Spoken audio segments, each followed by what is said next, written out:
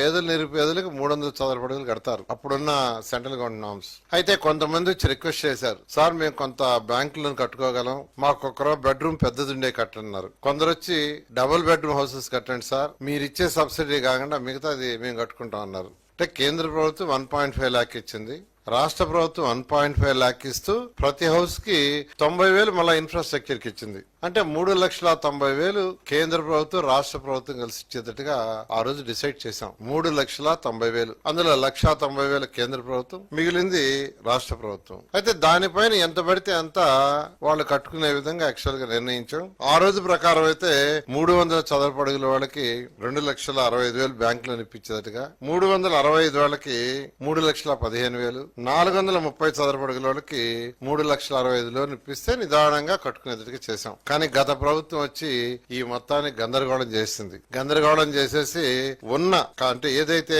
టెండర్లు పిలిచామో 4,54,000 అందులో 2,61,000 నుంచి మిగతా క్యాన్సిల్ చేశారు. 2,61,640 ఇళ్లు మాత్రమే ఉంచారు. అదే తెలుగుదేశం ప్రభుత్వం గానీ అప్పుడు కంటిన్యూ అయ్యి ఉంటే ఆ 7 లక్షల ఇళ్లు అయిపోయింది. మా ప్లాన్ 7 లక్షల ఇళ్లని 38,000 కోట్ల 265,000తో చేయాలనుకుంటే 38,000 కోట్లు సుమారుగా చేయాలని ప్లాన్ చేస్తే వాళ్ళు అవన్నీ కట్ చేసేసి 7 లక్షల ఇళ్లని కేవలం 2,61,000 తీసుకొచ్చారు. కానీ ఆ 2,61,000 ఇళ్లన్నా పూర్తి చేశారంటే అవి కూడా చేయలే. ఆ 2,61,000లో తెలుగుదేశం ప్రభుత్వం అప్పుడు 77,000 ఆల్మోస్ట్ పూర్తి చేసాం మేమే. ఆ 2,61,000లో 2014-19లో మేమే పూర్తి చేసాం.